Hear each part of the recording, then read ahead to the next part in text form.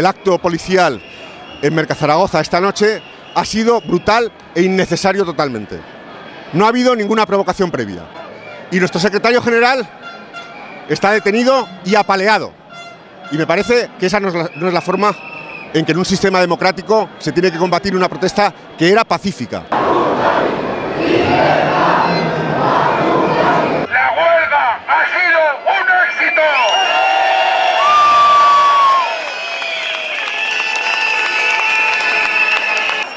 ¡Hemos parado Aragón!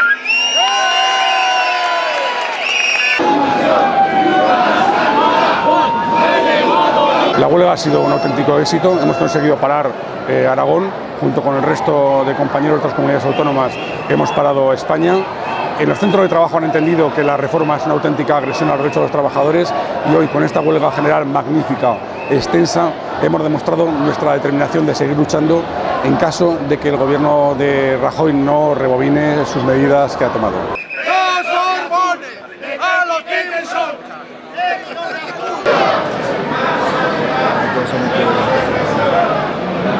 Compañeros y compañeras, hoy es un día para que todos estemos en la huelga general. Los trabajadores queremos trabajar, no queremos ser esclavos.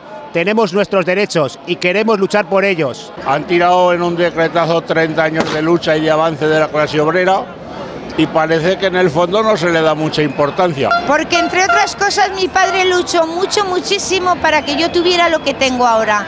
Lo mismo le quiero dejar a mis nietos.